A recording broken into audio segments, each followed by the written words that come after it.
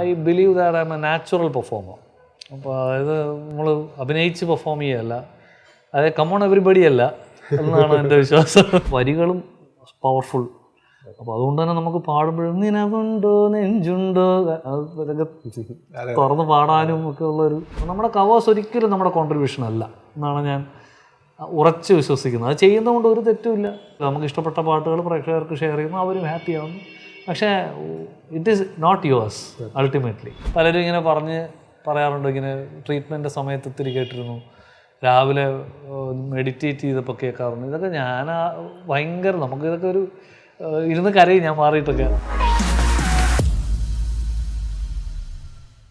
ചില പാട്ടുകൾ ചില നേരത്ത് ചിലർക്കെങ്കിലും മരുന്നായി മാറാറുണ്ട്. അങ്ങനെ മുറിവേറ്റ ഒരുപാട് ഹൃദയങ്ങളിൽ മരുന്ന് പുരട്ടുന്ന ഒരു പാട്ടുകാരൻ ജോബ് കുര്യനാണ് നമ്മളൊപ്പം. ജോബേട്ട നമസ്കാരം. ഡെക്കേഡ് മുന്നേ ചെയ്തൊരു പാട്ട് വീണ്ടും ഒരു ജനറേഷൻ സെലിബ്രേറ്റ് ചെയ്യാണ്. കണ്ണോട് കണ്ണാട അത്രയും സ്പെഷ്യലാണെന്ന് അറിയാം. അത് ഉണ്ടായ ഒരു കഥ പറയാം. അല്ല, ഈ പറഞ്ഞ കണക്ക് ഓരോ പാട്ട് നമ്മൾ ചെയ്യുമ്പോൾ അതിൻ്റെ ദ മോസ്റ്റ് സിൻസിയറായിട്ടങ്ങ് ചെയ്യുകയാണ്. പിന്നെ എപ്പോഴെങ്കിലുമൊക്കെ ആയിരിക്കും അതിൻ്റെ ഒരു ഫലം വരിക എന്ന് വിശ്വസിക്കുന്ന ഒരാൾ തന്നെയാണ് ഞാൻ. അപ്പോൾ ഈ പാട്ടും അങ്ങനെ വന്നതിൽ ഒത്തിരി സന്തോഷം. പാട്ടിൻ്റെ ഫീൽ ഈസ് ഓൾ അബൌട്ട് ഞാൻ വൈഫിന് വേണ്ടി കമ്പോസ് ചെയ്ത പാട്ടാണ്. നമ്മൾ ഒരു ജീവിതം ദൈവം സഹായിച്ചിട്ട് സന്തോഷമായിട്ട് പോവാണ്. അപ്പോൾ ആ സമയത്ത് ഒരു പാട്ട് ചെയ്തപ്പോൾ അങ്ങനെ ഒരു ട്യൂൺ വന്നു. അതിനനുസരിച്ചിട്ട് ചന്ദ്രവേട്ടനെ കൊണ്ട് എഴുതിച്ചു. ഞങ്ങളെല്ലാവരും കൂടെ ഒരു കളക്റ്റീവ് എഫേർട്ട്, ഓർക്കസ്ട്രേഷനും എല്ലാവരും മ്യൂസിക് മോജോ സെഷനിൽ ചെയ്തതാണ്. മൃദുല അസാധ്യമായിട്ട് പാടിയിട്ടുണ്ട്. മൃദുലയായിട്ട് വർഷങ്ങളുടെ ബന്ധമാണ്, സൂപ്പർ സ്റ്റാർ മുതലുള്ള. അപ്പോൾ എല്ലാം കൂടെ എന്താ പറയണ്ടേ, അന്ന് കഴിഞ്ഞു പോയി. പക്ഷേ എല്ലാവരും ഹാപ്പിയാണ്. പിന്നെ ഇത് ഇങ്ങനെ ഒരു രീതിയിലേക്ക് അത് വരുമെന്ന് ഞാൻ സത്യം പറഞ്ഞാൽ അങ്ങനെയൊന്നും നമ്മളൊന്നും പ്രതീക്ഷിച്ചിട്ടല്ല ഒന്നും ചെയ്തിട്ടുള്ളൂ ഇതുവരെ. പക്ഷേ പ്രേക്ഷകർ ഏറ്റെടുക്കുമ്പോൾ അതിൽ പരം ഫീലിംഗ് ഇല്ല നമുക്ക്. ഇട്ട എഫേർട്ടിന് അവർ കണ്ടു, അത് എപ്പോഴെങ്കിലും അത് തിരിച്ചറിഞ്ഞു എന്നുള്ളൊരു എന്താ പറയുക, ശരിക്കും ചാരിതാർത്ഥ്യം എന്നാ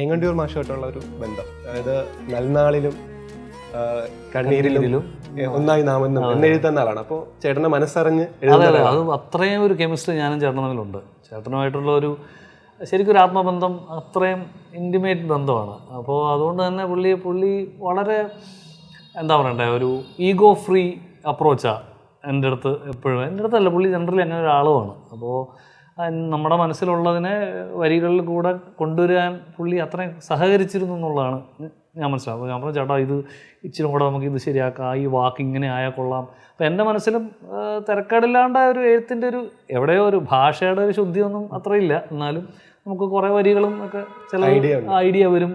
അപ്പോൾ അത് ഓപ്പണായിട്ട് പുള്ളി അടുത്ത് ഷെയർ ചെയ്യാൻ പറ്റും. പുള്ളി അത് റിസീവ് ചെയ്തിരുന്നു എന്നുള്ളതാണ്. ചിലർ പറയുമ്പോൾ അല്ല അതങ്ങനെ ശരിയാവില്ല എന്നൊക്കെ പറഞ്ഞ് എഴുതുന്ന ഒത്തിരി പേരുണ്ട്. അപ്പോൾ പുള്ളി ഫ്ലെക്സിബിളാണ് എന്നുള്ളതാണ് ഞാൻ അറ്റ്ലീസ്റ്റ് എൻ്റെ അനുഭവത്തിൽ.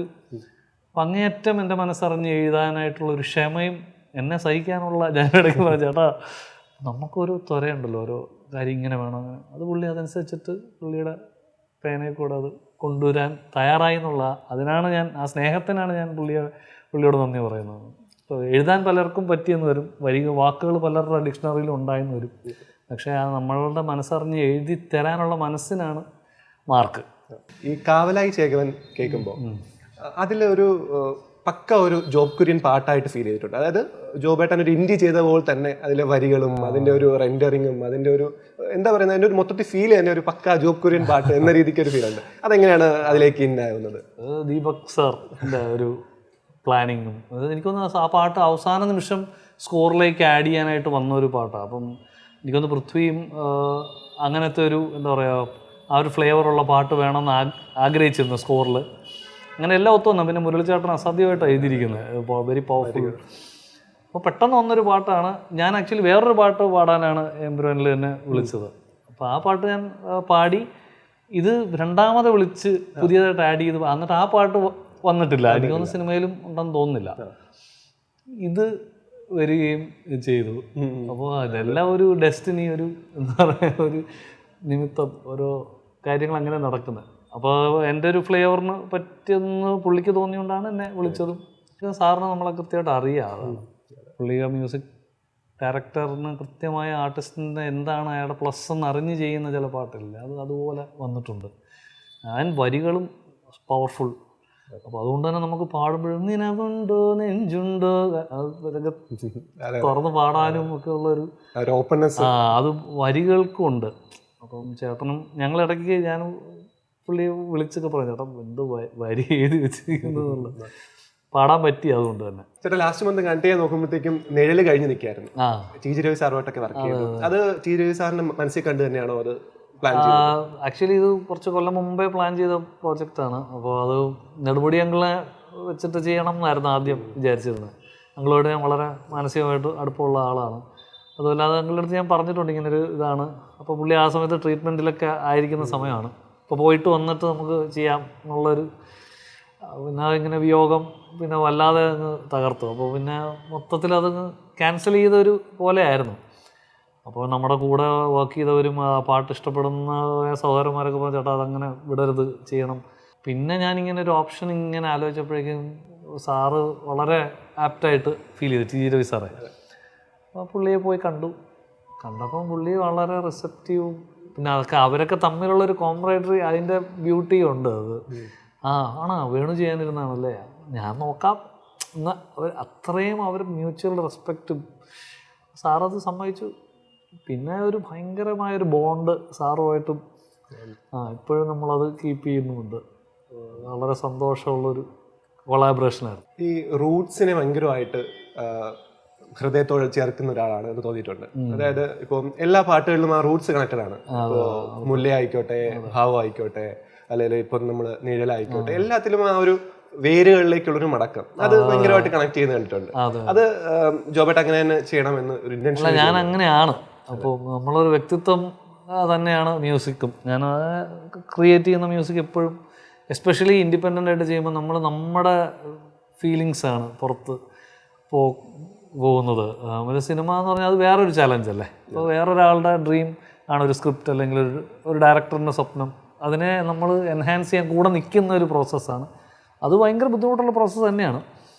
ഇത് ഒരല്പം കൂടെ പേഴ്സണലാണ്. അപ്പോൾ അതുകൊണ്ട് തന്നെ ഞാൻ ഓട്ടോമാറ്റിക്കലി അങ്ങനെ ഒരു റൂട്ടഡായിട്ട് നിൽക്കാൻ ഇഷ്ടപ്പെടുന്ന ഒരാളുമാണ്. എൻ്റെ വളർന്ന സാഹചര്യമായിട്ട് ബന്ധപ്പെട്ട് തന്നെ പാട്ടുകൾ ചെയ്യണം. അപ്പോൾ ഒരു അൺകോൺഷ്യസ് ഇതാണത്. അല്ലാതെ ഞാനിങ്ങനെ അറിഞ്ഞ് നോക്കി അങ്ങനെ റൂട്ട് പിടിച്ച് ചെയ്യണം എന്ന് വിചാരിക്കുന്നതല്ല. എന്ത് ഇൻസ്പയർ ചെയ്യുന്നോ അതിൽ മ്യൂസിക് ചെയ്യുക. അപ്പോൾ നമ്മളെ ഏറ്റവും കൂടുതൽ ഇൻസ്പയർ ചെയ്യുന്ന നമ്മുടെ മെമ്മറീസും നൊസ്റ്റാൾജിയയും ഒക്കെ തന്നെയാണ്. അപ്പോൾ അതിൽ നിന്നൊക്കെ ഒരു പാട്ട് കെളുത്ത് വരുന്നതാണ്. അപ്പോൾ I M rooted for sure. എന്താ പറയുക, പഴയ കഥകൾ മുതൽ, ഫാദർ പറഞ്ഞ കഥകൾ മുതൽ ചെറിഷ് ചെയ്യാൻ ഇഷ്ടപ്പെടുന്ന ഒരാളാണ്. പണ്ടത്തെ നമ്മളുടെ എന്താ പറയുക അപ്പൂപ്പന്മാരുടെ കഥകൾ മുതൽ എല്ലാവരും. അപ്പം അങ്ങനെ ഒരു രീതി ആയതുകൊണ്ട് തന്നെ മ്യൂസിക്കിന് പിന്നെ കേട്ട് വളർന്ന മ്യൂസിക് ഉണ്ടല്ലോ. നമ്മൾ എന്തൊക്കെ പറഞ്ഞാൽ ഇൻസ്പയർഡ് ആയിട്ടുള്ള കുറേ ഫോർമാറ്റ്സ് ഇപ്പം ക്ലാസിക്കലി കുറച്ച് പഠിച്ചിട്ടുണ്ട്. അപ്പോൾ അത് അന്ന് കേട്ട പാട്ടുകളും പണ്ടത്തെ നമ്മുടെ എല്ലാവരും ഇഷ്ടപ്പെടുന്ന ജോൺസൺ മാസ്റ്റർ മുതൽ രവീന്ദ്ര മാസ്റ്റർ മുതൽ ദേവരാജ മാസ്റ്റർ, ഇങ്ങനെ പഴയ പാട്ടുകളൊക്കെ തന്നെ കേട്ട് തന്നെയല്ലേ നമ്മുടെ ചൈൽഡ്ഹുഡ് ഒക്കെ. പിന്നെ റഫി സാബും ഒത്തിരി ഇൻസ്പിറേഷൻസ് ഉണ്ട്. പിന്നെ കുറേ കാലം കഴിഞ്ഞപ്പോൾ നമ്മൾ വെസ്റ്റേൺ കുറേ ഇൻഫ്ലുവൻസസ്, ബാൻഡ്സ്, അങ്ങനെ എല്ലാം കൂടെ ഒരു കുഴഞ്ഞ ഒരു പരുവാണ് എൻ്റെ.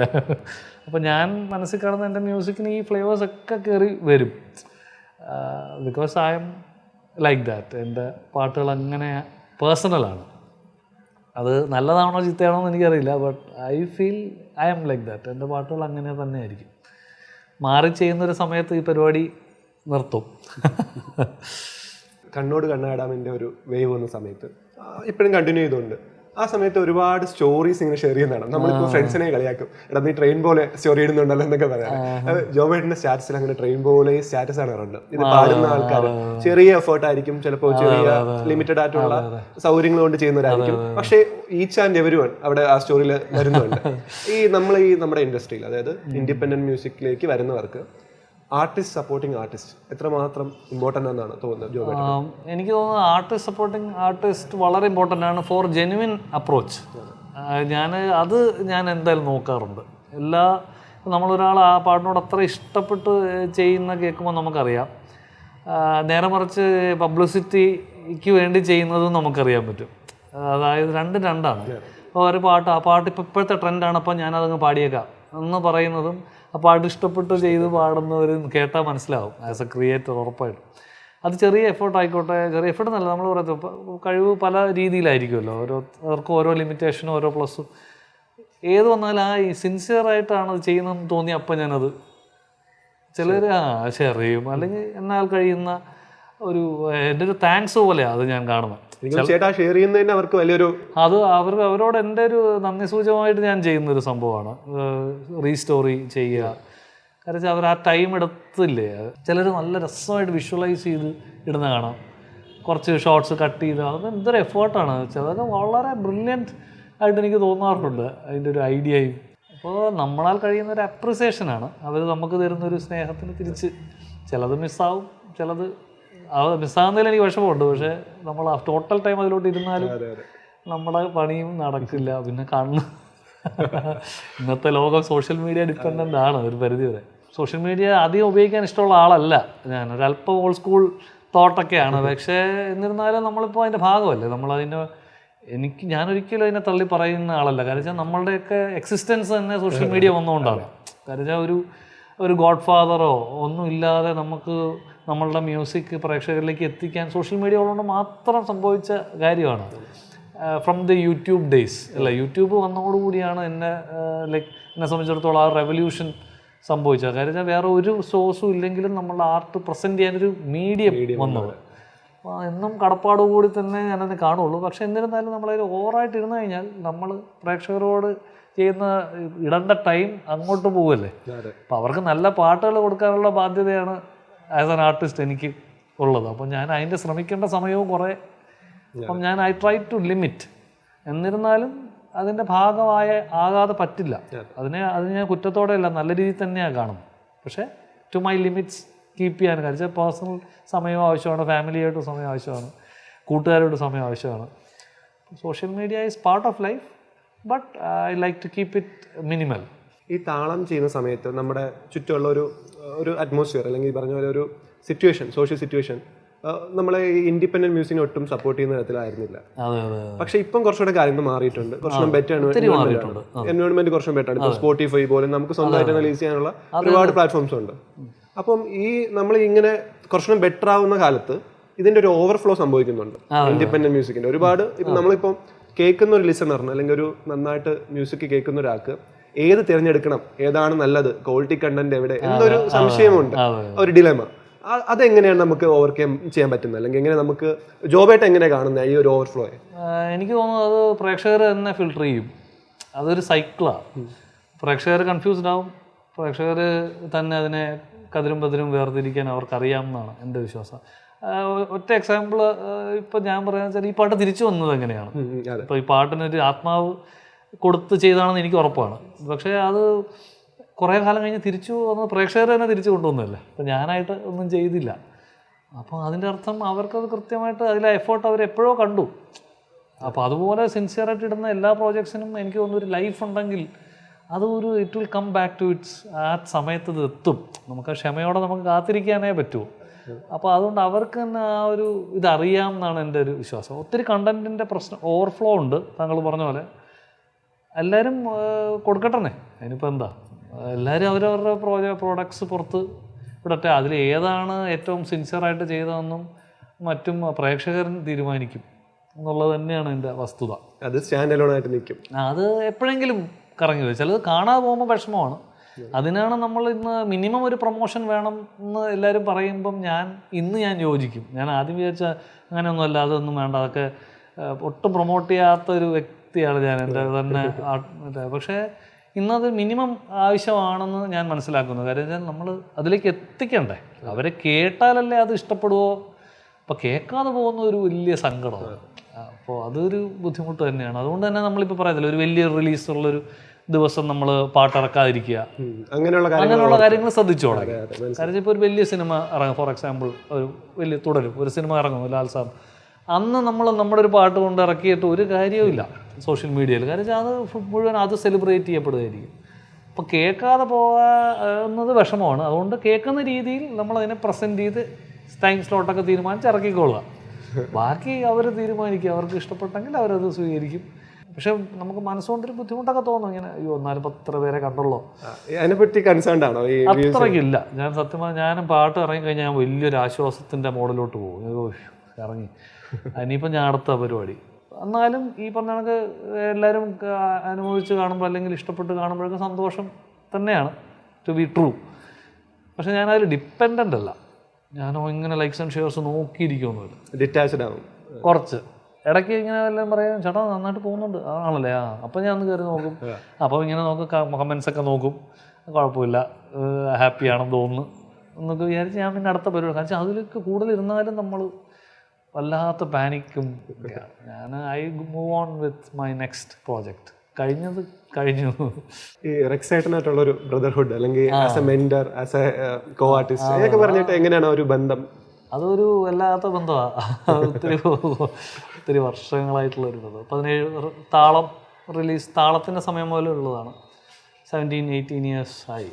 പുള്ളി ഒരു എന്നും നമ്മളെ എന്താ പറയുക, ഒരു നല്ല പുള്ളിയുടെ ചില കാര്യങ്ങൾ പുള്ളി സജഷൻ പറയുമ്പോൾ തന്നെ എന്നെ അത് കറക്റ്റ് ട്രാക്കിലേക്ക് കൊണ്ട് എത്തിക്കാറുണ്ട്, പേഴ്സണലായിട്ടുള്ള കാര്യങ്ങൾക്ക് ഉൾപ്പെടെ. ഒരു ചേച്ചി ഇപ്പം ഞങ്ങളൊരു ഏജാണ്, അതാണ് ഇതിൻ്റെ. പക്ഷെ ഞാൻ ചേട്ടനെ വിളിച്ച് ശീലിച്ചു. ഞാൻ വിചാരിച്ചു പുള്ളി I is much senior than me in music. ഉറപ്പായിട്ടും പുള്ളിയെ ഞാൻ ഇരുതല പക്ഷിക്ക് ഗിറ്റാർസ് വായിക്കാൻ വേണ്ടി അപ്രോച്ച് ചെയ്യുന്നു. That's A first time.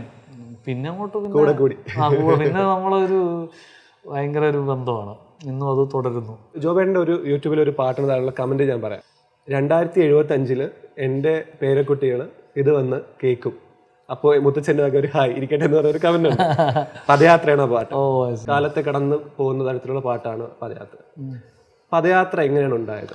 ആ പദയാത്ര ഉണ്ടായ ഒരു ജേണി, പിന്നെ ഹരീഷേട്ടയിലേക്ക് വന്നത്, അതിനകത്തെ ഒരു പ്രോസസ്സ്, അത് ആർട്ടിസ്റ്റിനടക്കം ഓൺബോർഡ് ചെയ്ത process. Okay, padayatra all about അതിൻ്റെ ഒരു ഇത് എൻ്റെ സുഹൃത്തിന് വേണ്ടി ഡെഡിക്കേറ്റ് ചെയ്ത ഒരു പാട്ടാണ്. പുള്ളിയുടെ ഒരു ഹിമാലയൻ യാത്ര ബന്ധപ്പെട്ട് കമ്പോസ് ചെയ്തതാണ്. എൻ്റെ ഏറ്റവും അടുത്തൊരു അജയ് നായർ എന്ന് പറഞ്ഞൊരു സ്കൂൾ ഫ്രണ്ടാണ്. അദ്ദേഹം കുറേ കാര്യങ്ങളൊക്കെ ആയിട്ട് ലൈഫിൽ പ്രശ്നങ്ങളൊക്കെ ആയിട്ട് പുള്ളി ഒരു യാത്ര പോയി തിരിച്ചു വന്ന അദ്ദേഹം വളരെ ഫ്രഷായിട്ട് വന്നപ്പോൾ ഞാൻ ഭയങ്കരമായിട്ട് ഓൺ ദ വേ തന്നെ പുള്ളി ഇങ്ങനെ ഫോട്ടോസൊക്കെ അയച്ചു തരും. കാലിങ്ങനെ അരുവിയിൽ നല്ല പ്യുവറായിട്ടുള്ള കല്ലുകളുടെ അങ്ങനെയുള്ള നമ്മളെ ഇൻസ്പയർ ചെയ്യുന്ന തരത്തിലുള്ള, അത് ബേസിക്കലി അതെല്ലാം മാനസിക അടുപ്പത്തിൽ നിന്ന് വരുന്നതാണ്. അപ്പോൾ അവൻ്റെ ഒരു ബെറ്റർമെൻറ്റ് എന്നെ അങ്ങേയറ്റം ആശ്വസിപ്പിച്ചു. ഞാനിപ്പോൾ അവനിപ്പോൾ ഓക്കെയാണ്. തിരിച്ചു വന്നപ്പോൾ അളിയൻ വേറൊരു അല്ല, അതൊരു യാത്രയ്ക്ക് എത്രമാത്രം ചെയ്യാൻ പറ്റും എന്നുള്ളതാണ് ഞാൻ അല്ലാതെ അതൊരു റിലീജിയസ് ആയിട്ടുള്ള സംഭവമേ അല്ല. ഇപ്പോൾ ഹിമാലയം പോയി അവിടുത്തെ പല സ്ഥലങ്ങളും ഒരു ശരിക്കൊരു സ്പിരിച്വൽ യാത്ര. അതാണ് spirituality is not nothing related എന്നാണ് എൻ്റെ ഒരു അതൊരു മനസ്സിൻ്റെ ഒരു സെൽഫ്ലെസ്നെസ്സിൻ്റെ ഒരു സ്റ്റേറ്റ് ആണല്ലോ. അപ്പോൾ പുള്ളി വളരെ ഹാപ്പി ആയിട്ട് വന്നു. പല കാര്യങ്ങളും മറന്നു ഒരു യാത്രയ്ക്ക് അത്രയും ചെയ്യാൻ പറ്റും എന്നെനിക്ക് മനസ്സിലായി. അപ്പോൾ അതുമല്ലാതെ ചിലപ്പോൾ ആ സ്ഥലത്തോട്ട് പോയപ്പോൾ ഒരു പ്രത്യേക ഡിവൈൻ ഒരു സാധനം കിട്ടിക്കാണാം. അപ്പോൾ എന്തായാലും ആള് ബെറ്ററായി. അപ്പോൾ ഇത് വന്നതോടുകൂടി എനിക്ക് അതെങ്ങനെ ഒരു പാട്ടാക്കണം, ഒരു യാത്ര. അപ്പോൾ അങ്ങനെയാണ് പദയാത്ര എന്നുള്ളൊരു കോൺസെപ്റ്റ് വന്നതും. ചന്ദ്രേട്ടൻ അത് കൊള്ളലട എന്നുള്ള സാധനം പുള്ളിയുടെ ഒരു തൃശ്ശൂർ സ്റ്റൈൽ. പുള്ളി ഒരുമിച്ചിരുന്ന് ഞങ്ങൾ ആ തൃപ്രയാർ ആ ക്ഷേത്രത്തിൻ്റെ താഴെ അവിടെ ഒരു ലോഡ്ജുണ്ട്, അവിടെ ഒരു ആറിൻ്റെ അവിടെ ഇരിക്കാനൊക്കെ ഒരു സ്ഥലം. അവിടെ ഇരുന്ന് ഒറ്റ അടിയാണ്, ഒറ്റ എഴുത്താണ്, ഒരു പോക്കാണ്.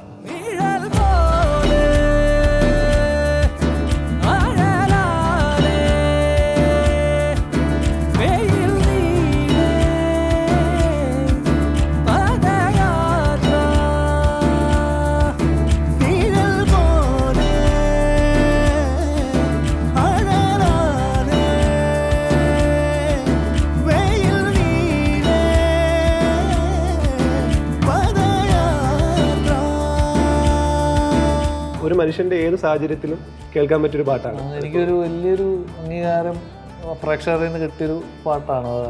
കാര്യം പലരും ഇങ്ങനെ പറയാറുണ്ട്, ഇങ്ങനെ ട്രീറ്റ്മെൻറ്റ് സമയത്ത് ഒത്തിരി കേട്ടിരുന്നു, രാവിലെ മെഡിറ്റേറ്റ് ചെയ്തപ്പോൾ കേൾക്കാറുണ്ട്. ഇതൊക്കെ ഭയങ്കര നമുക്കിതൊക്കെ ഒരു ഇരുന്ന് കരയും ഞാൻ മാറിയിട്ടൊക്കെ. ഭയങ്കര സന്തോഷം തരുന്നൊരു സംഭവമാണ് ആ പാട്ട്. ഒത്തിരി പേരുടെ ലൈഫിലേക്ക് ഈ പോസിറ്റീവായിട്ട് വന്നിട്ടുണ്ടെന്നാണ് ഞാൻ ഇങ്ങനെ പലയിടത്തും കേൾക്കുമ്പോൾ നമുക്കൊരു. അപ്പോൾ ഞാൻ ചോദിച്ചു, ദൈവമേ എന്തെങ്കിലുമൊക്കെ ചെയ്യാം, ഇനിയും ചെയ്യണം. അപ്പോൾ നമുക്ക് you feel to do better. Padayatra is a big turning point. And thanks to all the artist കേട്ടോ. അതിൻ്റെ അകത്ത് ഹരീഷൊക്കെ വെറും ഒന്നും ഇല്ലാതെ അങ്ങ് സ്നേഹത്തിലങ്ങ് വന്നതാണ്. ഫസ്റ്റ് ചോയ്സ് ഹരീഷേട്ടൻ തന്നെയായിരുന്നു. പിന്നെ പുള്ളിയെ മാത്രമേ എൻ്റെ മനസ്സിൽ ഉള്ളൂ. അപ്പോൾ ഈ പാട്ട് ഇപ്പം ഞാൻ പാടിയിട്ട് അതിൻ്റെ ഒരു ഇച്ചും കൂടെ നല്ല എൻഹാൻസ്ഡ് വേർഷൻ ഓരോ വരിക്കും വന്നാൽ എങ്ങനെ ഇരിക്കും എന്നൊക്കെയായിരുന്നു എൻ്റെ. അതായത് ക്ലാസിക്കലി നല്ല സ്ട്രോങ് ആയിട്ടുള്ള ഒരാൾ വന്ന് പാടുമ്പോൾ അത് ഇംപ്രവൈസ് ചെയ്യുമ്പോൾ എങ്ങനെ ഇരിക്കും. അപ്പോൾ ഐ വാണ്ടഡ് ദാറ്റ്. അപ്പോൾ അതിനാണ് ശ്രദ്ധിച്ചാൽ മനസ്സിലാവും. അതിൻ്റെ അകത്ത് രണ്ട് വരി ഞാൻ പാടുന്നു. അപ്പോൾ പുള്ളി അതിൻ്റെ ഇച്ചും കൂടെ ഒരു എലാബറേറ്റ് ഇച്ചും കൂടെ പുള്ളിയുടെ പരിപാടികളൊക്കെ ഞാനത് ആഗ്രഹിച്ച് തന്നെ വിളിച്ചതാണ് പഹേനെ. അപ്പോൾ പുള്ളി പിന്നെ വളരെ സെൽഫ്ലെസ് ആയിട്ടത് വന്നു ചെയ്തു പോയി. ഭയങ്കര രസമായിരുന്നു. ആ shoot was like A memory. എല്ലാവരും കഴിഞ്ഞതും എല്ലാവർക്കും ഒരു ഹാപ്പിനെസ്. ചേട്ടാ അത് എൻജോയ് ചെയ്ത് കണ്ടിട്ടുണ്ട് ആ പാട്ടിന്. ഞാൻ അവസാനം പുള്ളിയെ കയറി കെട്ടിപ്പിടിക്കുന്നതൊക്കെ ഭയങ്കര റോ ആണ്. അത് ഞാൻ അവസാനം സാറ് സുമേഷ് ലാൽ അദ്ദേഹത്തിൻ്റെ അടുത്ത് ഞാൻ പറഞ്ഞു, സാർ അത് കുറച്ച് ഓവറായി പോയോ, ഇനിയിപ്പോൾ അത് ഒന്നുമില്ല ജോബേ, അത് ആപ്റ്റാണ്, അത് നിങ്ങൾ നാച്ചുറലായിട്ട് വന്നത്, ഇറ്റ്സ് ബ്യൂട്ടിഫുൾ, അത് ഞാൻ വയ്ക്കും.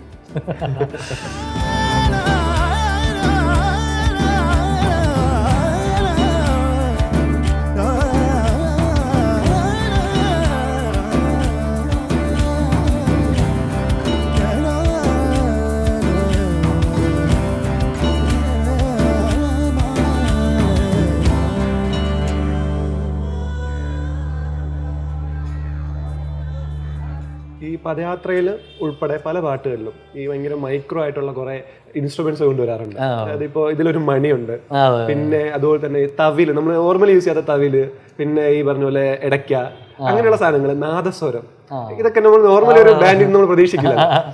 അതെങ്ങനെയാണ് ആ പ്രോസസ് ഇങ്ങനെ ഈ പാട്ടുകൾ ഇത് കൊണ്ട്? അതെന്നെ മനസ്സിൽ തോന്നും, ഇത് ഈ ഇൻസ്ട്രുമെന്റ് ഇവിടെ വരണം, അല്ലെങ്കിൽ ഈ ഒരു പീസ്. ഞാൻ കൊച്ചിലെ മുതൽ അങ്ങനെ ഒത്തിരി കേട്ട് വളർന്ന ആളല്ലേ. അപ്പം നമുക്ക് നമ്മുടെ കർണാട്ടിക് മ്യൂസിക്കായാലും ഫോക്കായാലും ഇതൊക്കെ ഒത്തിരി കേൾക്കാൻ ഇഷ്ടമുള്ളതും യാത്ര ചെയ്യുമ്പോഴും ഒക്കെ പല പിന്നെ നെടുമുടി ഞങ്ങളൊരു വലിയ ഇൻഫ്ലുവൻസാണ്. അങ്കിളുടെ അവിടെ ഒത്തിരി സമയം ചിലവഴിക്കാൻ പറ്റിയിട്ടുണ്ട്. അപ്പോൾ അങ്കിള് കേൾപ്പിക്കുമായിരുന്നു കഥകളിയും സംഗീതവും. ഞങ്ങളെ വിളിച്ചുകൊണ്ട് പോവുകയൊക്കെ ചെയ്യും കഥകളി ഇതിന് കാണാനുമൊക്കെ. അപ്പോൾ ഒത്തിരി മ്യൂസിക് അങ്ങനെ പല വശത്തു നിന്ന് നമുക്കൊരു ഇൻസ്പയറിംഗ് ആയിട്ട് വന്നിട്ടുണ്ട്. എൻ്റെ ഫാദർ ഒരു നല്ല ലിസണറാണ്. ഇപ്പോൾ കൊച്ചിലെ മുതൽ ഇപ്പോൾ നമ്മൾ പറയത്തില്ലേ ഡെഡ്ലി കോമ്പോസ് കിടക്കില്ലേ, പഴയ പാട്ടുകൾ ദൂരം കിടക്കുന്നു. അപ്പോൾ അതൊക്കെ കേട്ട് വന്ന് അപ്പോൾ അവിടെ അവരുടെ ഓർക്കസ്ട്രേഷനൊക്കെ നമ്മൾ ശ്രദ്ധിക്കും. ദേവരാം മാസ്റ്ററൊക്കെ വലിയൊരു എക്സാമ്പിളാണ്. അപ്പം എന്ത് ബ്യൂട്ടിഫുള്ളായിട്ടാണ് പാട്ടിനെ ട്രീറ്റ് ചെയ്ത് ഓർക്കസ്ട്രേറ്റ് ചെയ്ത് ആ ഫ്ലേവറും. പക്ഷേ നമ്മളൊരു ലൈക്ക് ഇന്നത്തെ കാലത്ത് നമ്മുടെ വേറെ ഇൻഫ്ലുവൻസസിൽ നിന്നും കുറേ എലിമെൻറ്റ്സ് എടുത്ത് അതിനെ ഒരു ഒരു അപ്രോച്ച്, പുതിയൊരു അപ്രോച്ചിലേക്ക് പഴയമയും കൂടെ കൊണ്ടുവരാമല്ലോ. നമ്മുടെ കേട്ട റൂട്ടാണ് അത് വിടാൻ പറ്റത്തില്ല. അത് വിട്ടൊരു പരിപാടി ചെയ്യാൻ എനിക്ക് താല്പര്യമില്ല. അപ്പം നാദസ്വരമൊക്കെ നമ്മൾ ഏറ്റവും കൂടുതൽ ഇഷ്ടപ്പെടുന്ന ഒരു ഇൻസ്ട്രുമെൻ്റാണ്. തവിലായ ഇടയ്ക്കൊക്കെ പറയണോ, അത് കേട്ട് സോപാന സംഗീതം, അതെ എല്ലാം അതിൻ്റെയൊക്കെ ഒരു റോനെസ് ഭയങ്കരമല്ലേ. അപ്പം അങ്ങനെയൊക്കെ എല്ലാം കൂടെ നമ്മുടെ ഉള്ളിൽ നിന്ന് വരുന്നൊരു സാധനമാണ്. അത് എത്ര നല്ലതാണെന്നൊന്നും എനിക്ക് അറിയില്ല, പക്ഷെ വട്ടാണ്, അത് കൊണ്ടുവരണം, കൊണ്ടുവരും. അത് ആ പ്രാന്തിൻ്റെ പുറകെയാണ് അത് എല്ലാം വരുന്നത്. അപ്പോൾ അതുകൊണ്ട് തന്നെ ഞാൻ അതിൽ കോംപ്രമൈസ് ചെയ്തിട്ടില്ല. ഇപ്പം മ്യൂസിക് മോജോയിൽ അത്രയും ഇൻസ്ട്രുമെൻസും ഇത്രയും ആൾക്കാരും വരുമ്പോൾ അതിൻ്റെതായ ചിലവുകളും എല്ലാ രീതിയിലും ഉണ്ടല്ലോ. അപ്പോൾ നമ്മൾ നമ്മുടെ കാര്യങ്ങൾ സാക്രിഫൈസ് ചെയ്യും, എന്നാൽ ആ കാര്യങ്ങൾ നടക്കണമെന്ന് ആഗ്രഹിക്കും. അപ്പോൾ അതിനെ സപ്പോർട്ടായിട്ടാണ് ഞാൻ പറഞ്ഞത്. സുമേഷ് ലാൽ സാറും കപ്പ ടിവിയും ഒക്കെ അത്രയും എല്ലാവരും സപ്പോർട്ടീവായിട്ടാണ്, മാതൃഭൂമി ഉൾപ്പെടെ അവരുടെ ഇനിഷ്യേറ്റീവ് അല്ലേ. അപ്പോൾ ആ സപ്പോർട്ട് നമുക്ക് ഉണ്ടായിരുന്നു മ്യൂസിക് മോജോയിൽ. പ്രത്യേകിച്ചും എനിക്കത് കിട്ടിയിരുന്നെന്ന് എനിക്കൊരു സന്തോഷമുണ്ട്. മ്യൂസിക് മോജോ ഒരു കരിയറിൽ ഒരു വലിയൊരു ഡിഫൈനിങ് പാർട്ടാണ്. ഉറപ്പായിട്ടും എനിക്ക് തോന്നുന്നു പലരുടെയും ഇന്ന് കേരളത്തിൽ ഇൻഡിപെൻഡൻ്റ് ആയിട്ട് ചെയ്യുന്ന പലരുടെയും ബേസ് പ്ലാറ്റ്ഫോം മ്യൂസിക് മോജോ തന്നെയാണ്. അപ്പോൾ അത് പറയാതിരിക്കാൻ പറ്റില്ല. ഞാൻ അതിന് മുമ്പേ ചെയ്തിട്ടുണ്ട്, എന്നിരുന്നാലും നമ്മൾ ഈ പാട്ടുകളൊക്കെ ഇതിൽ കൂടെ അല്ലേ വന്നത്. ഇൻഡിപെൻഡൻറ്റ് മ്യൂസിക് പുറത്തേക്ക് കൊണ്ടുവരണം എന്ന് തോന്നുന്നൊരു വ്യക്തിക്ക് അപ്പം ഒരുപാട് ചാലഞ്ചസ് ഉണ്ട്. അതിൻ്റെ ഇനിഷ്യൽ സ്റ്റേജസ് തൊട്ട് അത് ആൾക്കാർ എങ്ങനെ റിസീവ് ചെയ്യും എന്നൊരു സംശയമുണ്ട്. അപ്പോൾ ആസ് എ ഒരു ഇൻഡിപെൻഡൻറ്റ് മ്യൂസീഷ്യൻ എന്ന രീതിക്ക് ചേട്ടൻ എന്താണ് അവരടുത്ത് പറയാനുള്ളത്? കാരണം എൻവയോൺമെന്റ് കുറച്ചും ബെറ്റർ ആണ്, എങ്കിൽ പോലും ഈ പറഞ്ഞ നമ്മൾ നേരത്തെ പറഞ്ഞ പോലെ ഓവർഫ്ലോയുടെ ഒരു കാലമാണ്.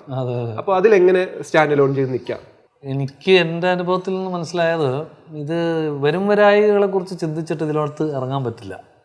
ആ risk factor is of course there. അത് രണ്ടും കൽപ്പിച്ച് ഇറങ്ങാനുള്ളൊരു മനസ്സ് ഉണ്ടെങ്കിലേ നമ്മൾ പോലും അറിയാതെ നമ്മളിലേക്ക് അതിൻ്റെ ഫ്രൂട്ട് എത്തുള്ളൂ. ആ ഒരു മനസ്സുണ്ടാവണം, അതിൻ്റെ ഒരു ആ റിസ്ക് എടുക്കാനുള്ള ചിലപ്പം ഒരു സാഹചര്യം വലുതായിട്ട് എന്താ പറയുക. ഇപ്പം എൻ്റെ കാര്യത്തിൽ എൻ്റെ ഫാമിലി സപ്പോർട്ടീവായിരുന്നു. എന്നെപ്പോലെ ടെൻഷനുള്ള ഒരാൾ, എൻ്റെ ഫാമിലി ഇപ്പോൾ എന്നെ അത്രയും സ്ട്രെസ് ചെയ്തിരുന്നെങ്കിൽ ചിലപ്പോൾ ഞാൻ പതറിപ്പോയേനെ. അപ്പോൾ അത് വളരെ ഒരു സ്ട്രോങ് എഡ്ജായിട്ടാണ് കാണുന്നത്. എൻ്റെ കുടുംബം തന്നെ, അച്ഛനമ്മയായാലും സഹോദരിമാരായാലും റിലേറ്റീവ്സ് ആയാലും എൻ്റെ വൈഫായാലും എല്ലാവരും വളരെ സപ്പോർട്ടീവായിരുന്നു. അപ്പോൾ ഒരു സംശയത്തിൻ്റെ ദൃഷ്ടിയിൽ അവരെന്നെ കണ്ടിരുന്നെങ്കിൽ ചിലപ്പം എനിക്ക് ചെയ്യാൻ ബുദ്ധിമുട്ടായേനെ. അത് എൻ്റെ gratitude is always to my family and my friends. അടുത്ത സുഹൃത്തുക്കൾ ഭയങ്കര ഘടകമാണ്. ഹോപ്പ് പ്രോജക്റ്റ്, ഞാൻ എന്താവോ, മുല്ല, ഈ പാട്ടുകളൊക്കെ ചെയ്യുന്നത് എൻ്റെ ഫ്രണ്ട്സാണ് എനിക്ക് ഫുൾ ഫിനാൻഷ്യലി എന്നെ ബാക്ക് ചെയ്തത്.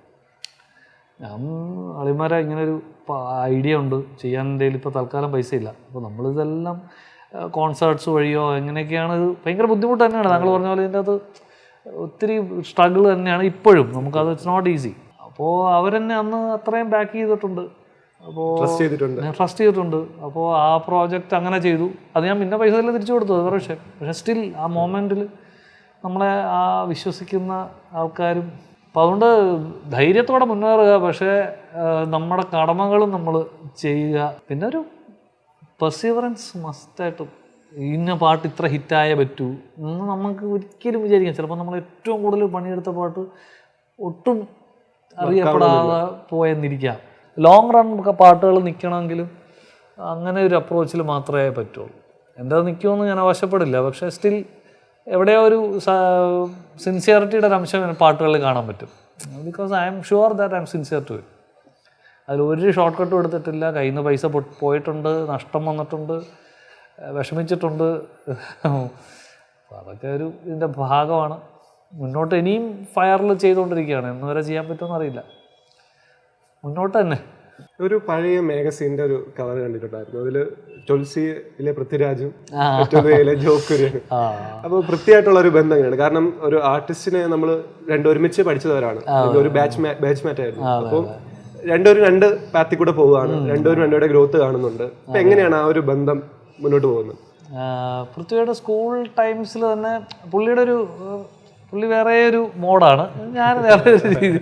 പക്ഷേ എന്നിരുന്നാലും മ്യൂച്വലി ആ കോംപ്ലിമെൻറ്റ് ചെയ്യാറുണ്ടായിരുന്നു. അപ്പം നമ്മൾ ഫെസ്റ്റിവൽസിനൊക്കെ പോകുമ്പോൾ ഒരുമിച്ച് പോവും. പുള്ളി ഹെഡ് ബോയ് ആയിരുന്നു നമ്മുടെ സ്കൂളിൽ, ഞാൻ കൾച്ചറൽ ഇൻചാർജും അങ്ങനെയൊക്കെ. അപ്പോൾ ഒരുമിച്ച് പ്ലാനുകളിടും, പാട്ടുകൾ പാടാൻ. ചിലത് ഞാൻ കൂടെ കൊളോണിയൽ ക്രിസ്ത്യൻസൊക്കെ ഞങ്ങൾ പാടിയിട്ടൊക്കെ ഉണ്ട്.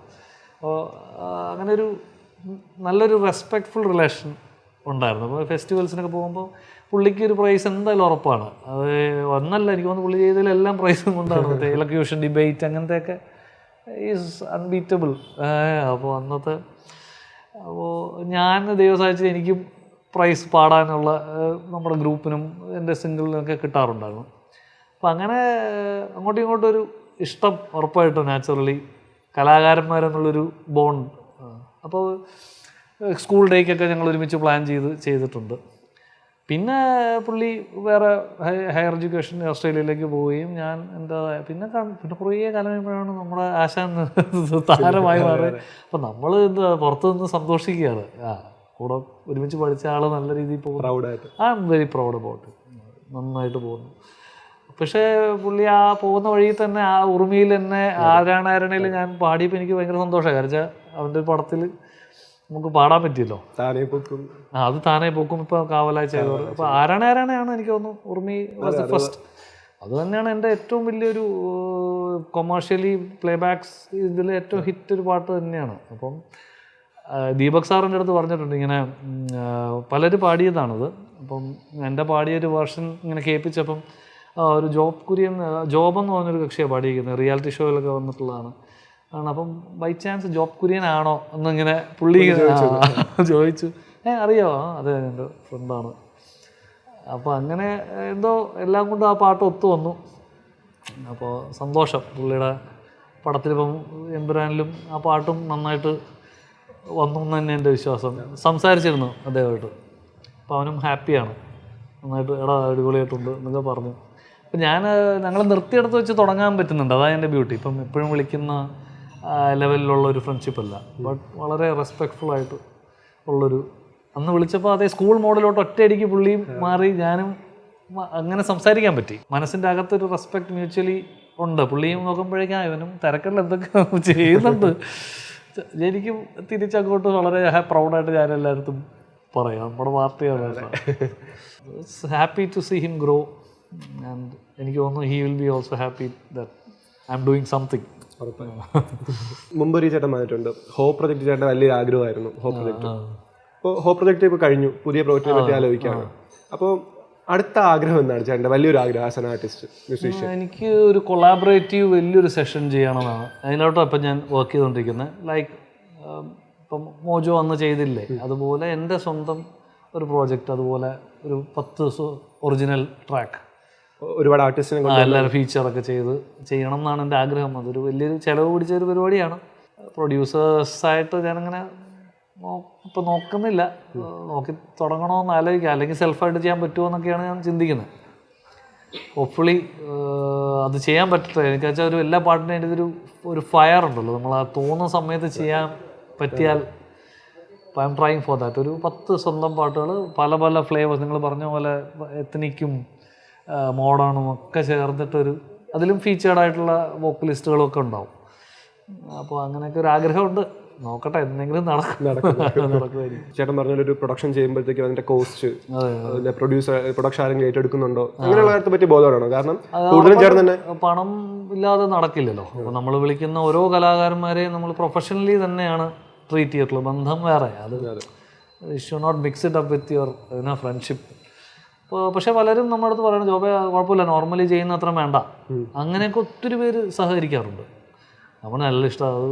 അപ്പോൾ അവർ പറയും അവർക്കറിയാം ഒരു എഫേർട്ടിൻ്റെ സംഭവം എന്താണെന്നും. അത് നേരത്തെ പറഞ്ഞ പോലെ ഈ ആർട്ടിസ്റ്റ് ഒരു കോഓപ്പറേഷൻ്റെ കാര്യം വരുന്നത്, അതങ്ങനെയൊക്കെ ഉണ്ട് കേട്ടോ. അതൊക്കെ അടിപൊളിയാണ്.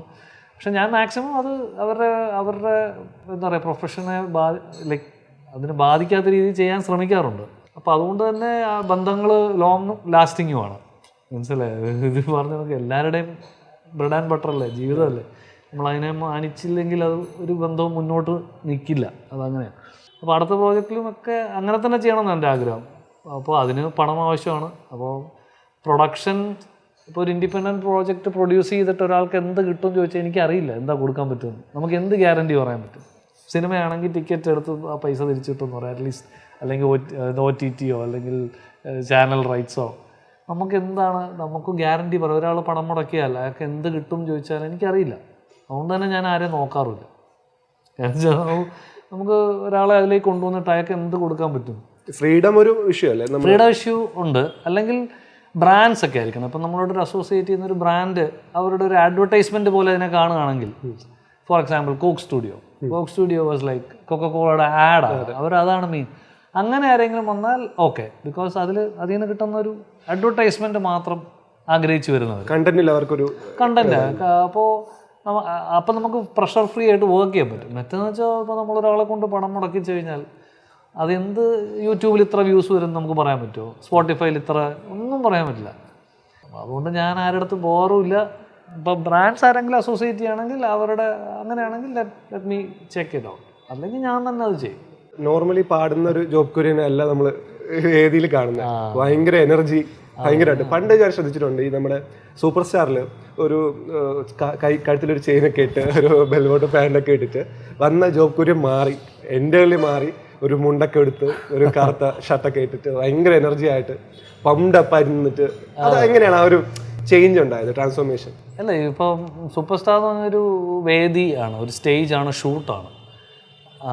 ഞാൻ സത്യം പറഞ്ഞാൽ അങ്ങനത്തെ പെർഫോമൻസുകളല്ല ഞാൻ ആസ്വദിക്കുന്നത്. അപ്പോൾ അത് ഇച്ചിരി ടെൻഷനാണ്. 3 ജഡ്ജസ് ഇരിക്കുന്നു, മാർക്ക്. അപ്പോൾ പ്രേക്ഷകർ കുറച്ച് മറ്റേന്ന് പറഞ്ഞാൽ നമ്മൾ ഓഡിയൻസായിട്ടുള്ളൊരു ഡയറക്റ്റ് കമ്മ്യൂണിക്കേഷനാണ്. അപ്പോൾ അവരത് ആസ്വദിക്കുന്നുണ്ടെങ്കിൽ ഞാൻ വേറൊന്നും എനിക്ക് വിഷയമല്ല. ഞാൻ അത്രയും പെർഫോം ചെയ്യാൻ ഇഷ്ടപ്പെടുന്ന ഒരാളാണ്.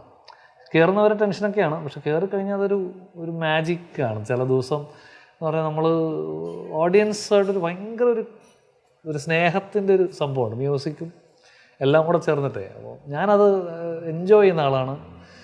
And I believe that I M A natural performer. അപ്പോൾ അതായത് നമ്മൾ അഭിനയിച്ച് പെർഫോം ചെയ്യുകയല്ല, അതായത് കമോൺ എവരിബഡി അല്ല എന്നാണ് എൻ്റെ വിശ്വാസമാണ്. ചില ദിവസം ഡൗൺ ആയിരിക്കും, അതുകൊണ്ട് തന്നെ മനസ്സുകൊണ്ട് കുറച്ച് നമ്മൾ വിഷമിച്ചിരിക്കുന്ന ദിവസം അത് കുറച്ച് കാണാൻ പറ്റും സ്റ്റേജിൽ തന്നെ. പക്ഷേ അത് ഓഡിയൻസിനടുത്ത് ഞാൻ ഷെയർ ചെയ്യാറുണ്ട്. ഞാൻ പറയും ഇങ്ങനെയൊക്കെയാണ്, കുറച്ച് ടെൻഷനിലാണ്. അപ്പോൾ ഇവർ തിരിച്ചിങ്ങോട്ട് പറയും അതൊന്നും കുഴപ്പമില്ല ചേട്ടാ നമുക്ക്. അപ്പോൾ അല്ലെങ്കിൽ അതൊന്നും പ്രശ്നമില്ലാതെ അവർക്ക് നമ്മളുടെ ആ ഒരു ട്രൂ സെൽഫാണ് ഇഷ്ടം. ഫേക്ക് ചെയ്ത ഓഡിയൻസിന് മനസ്സിലാവും അഖിലേ. അത് ഞാൻ പലപ്പോഴും തോന്നില്ല, നമ്മൾ അതിൻ്റെ അകത്തൊരു അഭിനയം സ്റ്റേജിൽ അത് അവർക്ക് പിടികിട്ടും. അവർ വിലയിരുത്തും കൃത്യമായിട്ട്, ഇയാൾ നാച്ചുറലാണ്, ഇയാൾ ഫേക്കാണ്. നമ്മൾ ബി ഒറിജിനൽ, തെറ്റുകൾ സംഭവിക്കാത്ത ആർക്കാവും. ചില ദിവസം നമ്മൾ ലിറിക്സ് മറന്നു പോകും, ചില ദിവസം സിക്കായിരിക്കും, ചില ദിവസം വയ്യാതിരിക്കുമ്പോൾ വയ്യാതെ പാടാൻ പറ്റുക ചെയ്യുക മാക്സിമം, അല്ലെങ്കിൽ അവരുടെ അപ്പോളജൈസ് ചെയ്യുക. ഞാൻ അങ്ങനെ ചെയ്യാറുണ്ട്. കാരണം വരാൻ പറ്റിയില്ല, പാടാൻ പറ്റുന്നില്ലെങ്കിൽ വന്ന് പറയുകയാണ്, പാടാൻ ഇന്ന് ബുദ്ധിമുട്ടാണ്, എനിക്ക് അടുത്ത പ്രാവശ്യം ഞാൻ വരാം. അപ്പോൾ അത് അവരുമായിട്ടൊരു ഡയറക്റ്റ് കമ്മ്യൂണിക്കേഷൻ്റെ ഒരു ബ്യൂട്ടി തന്നെ വേറെയാണ്. നേരെ മറിച്ച് നമ്മൾ അവരെ പറ്റിക്കാൻ നോക്കുകയാണെന്ന് വിചാരിക്കുക, പ്ലസ്സൊക്കെ ഇട്ട് എനിക്കിപ്പോൾ വയ്യ, അപ്പം ഞാൻ എൻ്റെ ബാക്കിംഗ് പ്ലസ് വോയിസൊക്കെ ഇട്ട് അതല്ല, എനിക്ക് ചെയ്യാനൊക്കില്ലത്, അത് ചെയ്യാൻ പാടില്ല എന്നാണ് എൻ്റെ ഒരു വിശ്വാസം. It's like cheating them. അവർ നമ്മുടെ ലൈവ് കേൾക്കാനാണ് വരുന്നത്, അപ്പം നമ്മൾ ലൈവായിട്ട് പാടുക. പറ്റിയില്ലെങ്കിൽ അവരുടെ അഡ്മിറ്റ് ചെയ്യുക, പറ്റുന്നില്ല എന്ന്. അവരത് സ്വീകരിക്കും. ഞാൻ എത്രയോ പ്രോഗ്രാംസ് നമുക്കിതുപോലെ ഏകദേശം 20 വർഷത്തോളം, ചില ദിവസം ഓഫ് ഡേയ്സ് ഉണ്ടാവും, ത്രോട്ട് വഴങ്ങില്ല, അല്ലെങ്കിൽ വെള്ളികൾ വീഴും, സ്വർണ്ണങ്ങൾ വീഴും. അവരുടെ അടുത്ത് പറയുക ഇങ്ങനെയൊക്കെയാണ്, ഉറപ്പായിട്ട് മനസ്സിലാക്കും. കമോൺ, എല്ലാവരും മനുഷ്യരല്ലേ, ഇതിനകത്ത് നമ്മൾ എഫേർട്ട് ഇട്ടുണ്ടോയെന്ന് അവർക്കറിയാം. നമ്മൾ ഒരു കാലം മുഴുവൻ അതിലേക്ക് വർക്ക് ചെയ്യുന്നുണ്ട് എന്ന് അവർക്കറിയാം. അതുകൊണ്ട് തന്നെ ആ ദിവസത്തെ പാളിച്ചകളും അവർക്ക് കുഴപ്പമില്ല, അവരത് നല്ല രീതിയിൽ തന്നെ എടുക്കും, അല്ലെങ്കിൽ നമ്മളത് അഡ്മിറ്റ് ചെയ്യുക. അപ്പം ലൈവിൻ്റെ ഒരു ബ്യൂട്ടി അതാണ്. It becomes like A family, ഇത് ഭയങ്കര ഒരു രസമാണ്. ഈവൻ അവരുടെ സൈഡിൽ നിന്നുള്ള അപമര്യാദകൾ ഞാൻ റിയാക്ട് ചെയ്യാറുണ്ട്. ഞാൻ പറയും മോശമല്ലേ അനിയാ, അത് എൻ്റെ അടുത്ത് എൻ്റെ വ്യക്തിപരമായിട്ടുള്ള ഹരാസ്മെൻറ്റ്സ് ഞാൻ ടോളറേറ്റ് ചെയ്യാറില്ല ഓൺ സ്റ്റേജ്. അത് ശരിയല്ലല്ലോ. എടാ അത് ചെയ്യടാ, ഇത് ചെയ്യടാ, അത് പാടറാ എന്നൊക്കെ പറയുമ്പോൾ ഞാൻ പറയും പൊന്ന സഹോദര മോശമല്ലേ, നിങ്ങൾ ആലോചിച്ച് നോക്കൂ, നമ്മൾ സ്റ്റേജിലാണ് നിൽക്കുന്നത് എന്ന് പറഞ്ഞാൽ നിങ്ങൾ അപ്പോൾ അവർക്കും വിഷമമൊക്കെ ആവും. അവരത് അറിഞ്ഞുകൊണ്ട് ഇൻസൾട്ട് ചെയ്യാൻ ചെയ്യുന്നതല്ല, അതൊരു മറ്റേ ഒരു ഹൈയിൽ അങ്ങ് ചെയ്തു പോകുന്നു. ക്രൗഡിൻ്റെ ഹൈയിൽ അത് അടിപൊളി പാട്ട് പാടറാ എന്നൊക്കെ പറയുന്നതൊക്കെ അത് ആ ഒരു ട്രെൻഡ് അവർ ഫോളോ ചെയ്ത് പോയതാണ്, അല്ലാതെ അവരും പർപ്പസ്ഫുള്ളായിട്ട് ചെയ്യുന്നില്ല. പക്ഷെ നമ്മളത് ചോദ്യം ചെയ്യുമ്പോഴേക്കും അവർക്കും മനസ്സിലാവും അത് ശരിയായില്ല. അങ്ങനെ ഷോ കഴിഞ്ഞിട്ട് വന്ന് അപ്പോളജിയൊക്കെ പറയുന്ന അനിയന്മാരെ എനിക്കറിയാം. അവരെന്തെങ്കിലും ഹൈയിലായിരിക്കും, ചിലപ്പോൾ 2 അടിച്ചിട്ടുണ്ടാവും. അപ്പം പക്ഷെ അത് നമ്മൾ റിയാക്ട് ചെയ്യുക എന്നുള്ളതും ഇമ്പോർട്ടൻ്റ് ആണെന്ന് തന്നെയാണ്. അതൊരു കൊടുക്കൽ വാങ്ങൽ ന്യായമായിട്ടുള്ളതാണെങ്കിൽ ഭയങ്കര രസമല്ലേ. ടെക്നിക്കലി പ്രശ്നങ്ങൾ വന്നാൽ ഷോ നടക്കില്ല നന്നായിട്ട്. അപ്പോൾ ഞാൻ വിശ്വസിക്കുന്ന എല്ലാത്തിനും ഒരു ഹോൾഡിങ് ഫോഴ്സ് ഉണ്ട് തന്നെയാണ്. അതിപ്പോൾ പലർക്കും പല മുഖമായിരിക്കാം, ചിലർക്കും ഒന്നും കാണില്ല, പക്ഷേ still there is A factor. അപ്പോൾ നമ്മളെല്ലാം തയ്യാറെടുത്ത് ചെല്ലുന്നു, നമ്മുടെ അന്നത്തെ സൗണ്ട് എന്തെങ്കിലും ടെക്നിക്കൽ ഗ്ലിച്ച് വന്നു കഴിഞ്ഞാൽ പോയില്ലേ. ഇടയ്ക്കൊരു വേവ് ഉണ്ടായിരുന്നു, ഈ കവർ സോങ്ങിന്റെ ഒരു വേവ്. അത് ഇവൻ മ്യൂസിക് മോജോയിലായിക്കോട്ടെ, മൊത്തത്തിൽ അല്ലാണ്ട് ഒരു കവർ സോങ്സ് ഇങ്ങനെ ഒരുപാട് വന്നൊരു സമയമാണ്. ഇപ്പോഴും ഉണ്ട്, പക്ഷെ ചേട്ടൻ ആദ്യ സമയത്ത് ഒരുപാട് കവർ ചെയ്യുന്നുണ്ടായിരുന്നു, ഇപ്പോൾ കണ്ണീർ പൂവിന്റെ ഒക്കെ ചെയ്യുന്ന പോലെയൊക്കെ. പിന്നെ എന്തുകൊണ്ടാണ് കോപ്പിറൈറ്റ് ഇഷ്യൂ അങ്ങനെ എന്തെങ്കിലുമൊക്കെ ഉണ്ടാണോ? അല്ല, കവർ സോങ്സ് എന്നും ഉള്ളൊരു സംഭവമാണ്. പണ്ട് കാലം മുതലേ ഉള്ള, ഇപ്പോൾ ഇൻ്റർനാഷണലി നോക്കിയാലും പലരും പലരുടെ പാട്ടുകൾ കവർ ചെയ്തും ഒക്കെ തന്നെ ചെയ്യാറുണ്ട്. ഇപ്പോൾ നമ്മുടെ നാട്ടിൽ സിനിമ ഡോമിനൻ്റായ ഒരു സാഹചര്യം ആയതുകൊണ്ടും പണ്ടൊക്കെ എന്തായാലും കവർ സോങ്സ് ചെയ്യാതിരിക്കാൻ പറ്റില്ല. ആൾക്കാരെ കൂടെ നമുക്ക് കാണണമല്ലോ. അപ്പോൾ അവരുടെ സന്തോഷവും അതിൽ ഭാഗമാണ്. അപ്പം പല പ്രോഗ്രാം പ്രൊഡ്യൂസേഴ്സും പറയില്ല ജോബേ സിനിമ പാട്ടുകളും കൂടെ നമ്മൾക്ക് ഇൻക്ലൂഡ് ചെയ്യണം, ഒറിജിനൽ ചെയ്തോ. അപ്പോൾ നമുക്ക് അന്നും സ്വന്തം പാട്ടുകൾ ചെയ്യാനുള്ള ഉണ്ട്. പക്ഷേ എന്നിരുന്നാലും കവർ ചെയ്യാനും എനിക്കിഷ്ടമാണ്. ഞാൻ കവർ ചെയ്തിട്ടുള്ള എല്ലാ പാട്ടുകളും എൻ്റെ ഏറ്റവും ഫേവറേറ്റ് പാട്ടുകളാണ്. അത് ഹിറ്റ് എലിമെൻറ്റ് നോക്കിയിട്ടല്ല ഞാൻ ഒരു പാട്ടും കവർ ചെയ്തിട്ടില്ല. ഇപ്പം വെണ്ണിലാവോ ചന്ദനമോ കണ്ണീർ പൂവിൻ്റെ, ഇതൊക്കെ നമ്മുടെ മനസ്സിൽ അങ്ങേയറ്റം റൂട്ടഡായിട്ട് കിടക്കുന്ന പാട്ടുകൾ. അതിനെ ഇങ്ങനെ ഒരു സൗണ്ടിങ്ങിൽ കേൾപ്പിച്ച് എങ്ങനെ ഇരിക്കും, ചെല്ലോ വന്നാൽ എങ്ങനെ ഇരിക്കും, അല്ലെങ്കിൽ ഒരു കോറൽ അറേഞ്ച്മെൻറ്റ് കൊണ്ടുവന്നാൽ എങ്ങനെ ഇരിക്കും. അപ്പോൾ ഇങ്ങനത്തെ പരീക്ഷണത്തിൻ്റെ ഒരു ഇതിലാണ് ഞാൻ കവേഴ്സ് കൂടുതലും ഞാൻ അപ്രോച്ച് ചെയ്തിട്ടുള്ളൂ. ഓരോ ഡിഫറെൻറ്റ് അപ്രോച്ച്. അതിൽ ഒരു തെറ്റും ഇല്ലെന്ന് തന്നെയാണ് ഇന്നും ഞാൻ വിശ്വസിക്കുന്നത്. അത് പ്രേക്ഷകർക്ക് ഇഷ്ടപ്പെടുന്ന സംഭവങ്ങൾ ചെയ്യുകയാണ്. പക്ഷേ നമ്മൾ അതിൽ മാത്രം ഒബ്സസ്ഡ് ആയി പോയി കഴിഞ്ഞാൽ നമ്മളുടെ ഐഡൻറ്റിറ്റി എവിടെ? കാര്യം വെച്ചാൽ നമ്മളിപ്പോൾ ജോൺസൺ മാസ്റ്റർ ഒരു പാട്ട് പാടുന്നു, നമ്മുടെ പാട്ടാവുന്നില്ല ഒരു കാലത്തും. അത് ഒറിജിനലി പാടിയ ദാസാറിൻ്റെയും അല്ലെങ്കിൽ അത് ചെയ്ത ആൾക്കാരുടെ പാട്ടാണത്. ഒരു കാലത്ത് നമ്മുടെ ക്രെഡിറ്റ് അല്ല, നമ്മൾ അതിൻ്റെ വാലെ പിടിച്ചിട്ട് അതിൻ്റെ സക്സസ് ടേസ്റ്റ് ചെയ്യുന്നതേ ഉള്ളൂ. ഒരിക്കലും നമ്മളുടേതായിട്ടല്ല അത്. ആ കാലം അതിനെ പറയുന്നത് എപ്പോഴും ജോബുരിൻ്റെ വെർഷൻ നല്ലതായിരുന്നു, പക്ഷേ ഒറിജിനൽ പാട്ട് അവരുടെ ആണല്ലോ. നമ്മുടെ കവേഴ്സ് ഒരിക്കലും നമ്മുടെ കോൺട്രിബ്യൂഷൻ അല്ല എന്നാണ് ഞാൻ ഉറച്ച് വിശ്വസിക്കുന്നത്. അത് ചെയ്യുന്നതുകൊണ്ട് ഒരു തെറ്റുമില്ല. അതൊക്കെ നല്ലൊരു സംഭവമല്ല. നമുക്ക് ഇഷ്ടപ്പെട്ട പാട്ടുകൾ പ്രേക്ഷകർക്ക് ഷെയർ ചെയ്യുന്നു, അവരും ഹാപ്പി ആവുന്നു.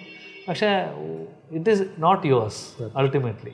ഹിറ്റ് മേക്കിംഗ് ടൂളായിട്ട് ഉപയോഗിക്കുന്നതിനോടും എനിക്ക് വലിയ യോജിപ്പില്ല. അത് പർപ്പസ്ഫുള്ളി നമ്മൾ അങ്ങേയറ്റം പാഷനേറ്റ് ആയിട്ട് ആ പാട്ടുകളോട് ചെയ്യുക, അത് ഒരു ട്രിബ്യൂട്ടാണ് എന്നെ സംബന്ധിച്ചിടത്തോളം. ഞാൻ എൻ്റെ ഏറ്റവും ഇഷ്ടപ്പെടുന്ന മ്യൂസിക് ഡയറക്ടേഴ്സിനും അല്ലെങ്കിൽ നമ്മളുടെ ഒരു പേഴ്സണൽ ആറ്റിറ്റ്യൂഡൽ നോട്ട് പോലെയാണ് ഞാൻ കവേഴ്സിനെ കാണുന്നത്. ഓഫ് കോഴ്സ് അത് അതിനൊരു കൊമേഴ്ഷ്യൽ ആസ്പെക്റ്റും ഉണ്ട്, പക്ഷെ എൻ്റെ പ്രയോറിറ്റി എപ്പോഴും ഇപ്പുറത്തെ ഒരു വശത്ത് തന്നെയാണ്. അതുകൊണ്ടാണ് ഞാൻ കുറച്ച് കാലം കഴിഞ്ഞ് പതുക്കെ നിർത്തിയത്. കാരണം വെച്ചാൽ നമ്മളുടെ കോൺട്രിബ്യൂഷൻ വരട്ടെ, എപ്പോഴും അതിനെ അവരെ ഡിപ്പെൻഡ് ചെയ്ത് നമ്മൾ നിൽക്കുക എന്ന് പറയുന്നത് അവരോടും ചെയ്യുന്ന ഒരു ക്രൂരതയാണ്. അവർ നല്ല പാട്ടുകൾ ചെയ്തു പോയ ആൾക്കാരുടെ അത് മാത്രം യൂട്ടിലൈസ് ചെയ്യുന്നതേ. ചേട്ടാ, പേഴ്സണൽ എനിക്ക് ഫേവറേറ്റ് ആയിട്ടുള്ള 2 പാട്ടുണ്ട്. ഒന്ന് താരാട്ടും, ഒന്ന് ഏംബ്രാൻ. അത് ഈ പറഞ്ഞ പോലെ തന്നെ അതും ഇങ്ങനെ കിടക്കുകയാണ് അവിടെ. അതും ഒരു കാലം വരുമ്പോഴത്തേക്ക് അത് വീണ്ടും ചെറിഷ് ചെയ്ത് വരും. അതിൻ്റെ ഒരു വല്ലാത്തൊരു ട്രാൻസിഷൻ ഉണ്ട് ഈ ഏംബ്രാൻ്റെ. ആദ്യം ഒരാളുടെ വിലാപം എന്ന രീതിക്ക് സ്റ്റാർട്ട് ചെയ്തിട്ട് പിന്നെ പ്രതീക്ഷയിലേക്ക് പോകുന്നുണ്ട്, ഹോപ്പിലേക്ക്. പിന്നെ വീണ്ടും അതൊരു ട്രാൻസിഷൻ വന്നിട്ട് ലാസ്റ്റ് ഒരു വിഷമത്തോടുകൂടി എൻഡ് ചെയ്യുന്നുണ്ട്. ആ പാട്ടിനെ പറ്റി ഒന്ന് പറയാമോ? എനിക്കൊന്ന് എംബ്രാൻ ഞാൻ ജീവിതത്തിൽ ഏറ്റവും ലോ ആയിട്ടിരുന്ന സമയത്ത് ചെയ്ത പാട്ടാണ്. എനിക്കെന്താ പറയുക, ശരിക്കും നമ്മളെല്ലാവർക്കും ലൈഫിൽ എവിടെയെങ്കിലുമൊക്കെ ഒരു ഭയങ്കര ലോയും ഹൈയും ഒക്കെ വരുമല്ലോ. അപ്പോൾ ആ ഒരു ദുഃഖം എന്തായാലും ആ പാട്ടിൽ കാണും. അതിൽ വല്ലാത്തൊരു ആങ്സൈറ്റിയുടെ ഒരു പാട്ടാണ്. എവിടെ ചെന്ന് നിൽക്കുമെന്നോ, ഇടയ്ക്കൊരു പ്രതീക്ഷ വരും, പിന്നെ ഒരു ഡൗണർ വരും. അപ്പോൾ അത് എക്സാക്ട്ലി ആ പാട്ടിൽ കൊണ്ടുവരാൻ ഞാൻ നോക്കിയിട്ടുണ്ട്, എൻ്റെ അപ്പോഴത്തെ മൈൻഡ് സ്റ്റേറ്റ്. പക്ഷെ അതിനൊരു സ്റ്റോറിയോടുകൂടി കൊണ്ടുവന്നു മാത്രം. എൻ്റെ മനസ്സാണത്, അതിലൊരു കഥ കൊണ്ടുവന്നതാണ്. ചന്ദ്രവട്ടൻ്റെ അടുത്ത് ഞാൻ പറഞ്ഞു, ചേട്ടാ നമുക്കിങ്ങനെ ജയംബ്രാൻ എന്നെ തമ്പുരാൻ ചതിച്ച് അങ്ങനെ എന്തെങ്കിലും സ്റ്റോറി. അപ്പോഴും പുള്ളിയാണ് ഏംബ്രാൻ എന്ന് വെക്കാടാ, പുള്ളിയുടെ സൈഡിൽ നിന്ന് വന്ന വാക്കാണ് ഏംബ്രാൻ. അപ്പോൾ അതിനകത്തൊരു സ്റ്റോറി കൊണ്ടുവരികയും ഒരു പ്രതീക്ഷ വരുന്നു, മാനം തെളിഞ്ഞില്ല ആ പോർഷനിൽ. അപ്പോൾ അതൊരു ഭയങ്കര ഇൻറ്റിമേറ്റ്, എൻ്റെ ഒരു വളരെ മനസ്സോട് എൻ്റെ അടുത്തൊരു പാട്ടാണ്. ഞാൻ ആദ്യമായിട്ട് പ്രോബബ്ലി ഇൻഡിപെൻഡൻ്റ്ലി ഒറ്റയ്ക്ക് ചെയ്യുന്ന പാട്ട് അതായിരിക്കും. മറ്റേ താളമൊക്കെ ഞാനും ചരണും കൂടെ കമ്പോസ് ചെയ്ത് ആക്ഷൻ അതിൽ അറേഞ്ച്മെൻറ്റും. ഇത് പക്ഷേ ഏംബ്രാനായിരിക്കും എൻ്റെ ആദ്യത്തെ എൻ്റെ സ്വന്തം ക്രിയേഷൻ. അപ്പം വളരെ സ്പെഷ്യൽ പാട്ടാണ്. അതിൻ്റെ അകത്ത് ഈ ഭയങ്കര മൂഡ് സ്വിങ്സ് കേൾക്കാൻ പറ്റും.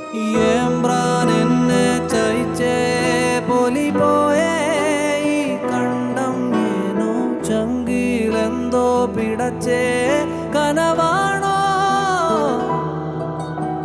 പോയാണ്ടെല്ലാം പിടച്ചേ കതിരെല്ലാം എന്നല്ലാതായേ ചാണേലിനി തീപ്പൂട്ടേണ്ടേ ഓളെ.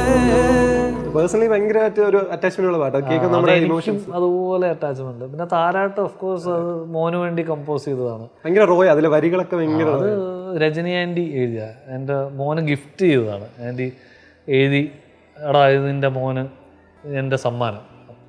അപ്പോൾ തന്നെ ഞാനത് ചേതന മ്യൂസിക് അക്കാദമി പോയി പിയാനോ തുറന്ന് കമ്പോസ് ചെയ്ത പാട്ടാണ്. ആൻറ്റി തന്ന ആ ഒരു ഫീലിൽ തന്നെ തീർന്നു അതിൻ്റെ ഒരു കമ്പോസിഷൻ.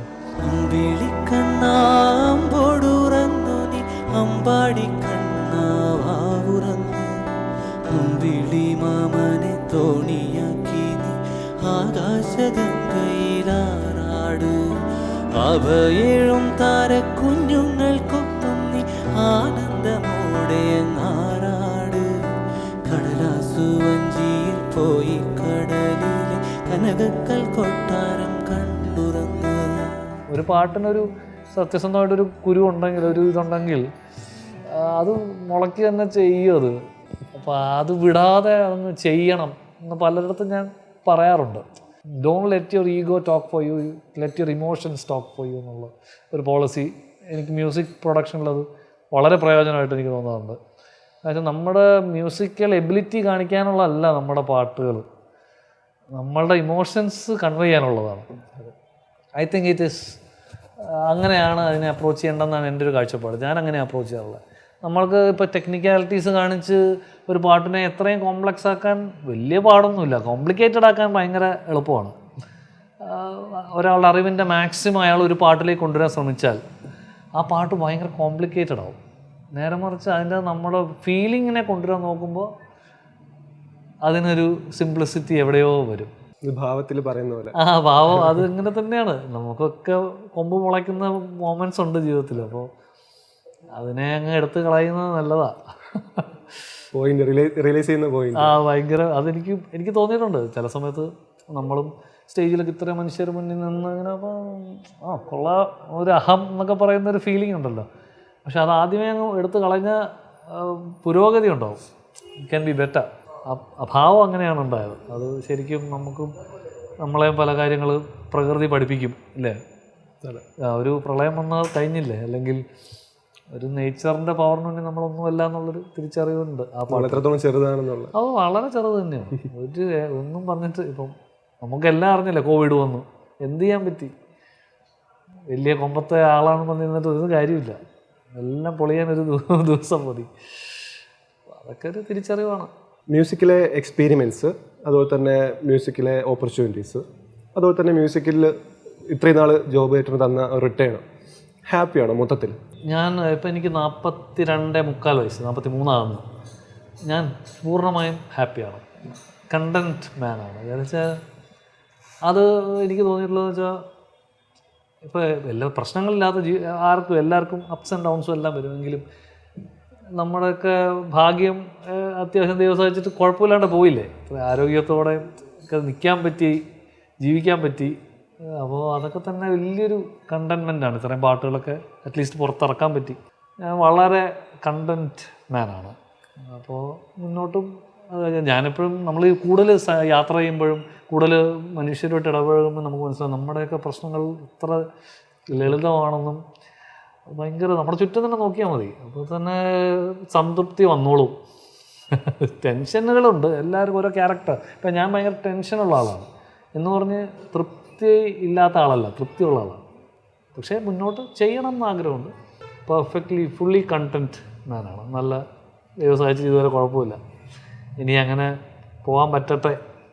അതെല്ലാവരും ഓരോ ദിവസവും ഓരോ മൊമെൻറ്റും ഒരു ബ്ലെസ്സിങ് ആണ്, ഒരു ഗ്രേസ്. അത് നമ്മളിൽ ഉണ്ടാവട്ടെ എന്ന് പ്രാർത്ഥിച്ചുകൊണ്ട് പോകാൻ പറ്റൂ. പൂർണ്ണമായിട്ടും ഹാപ്പിയാണ്. താങ്ക് യു ചേട്ടാ. Thank you.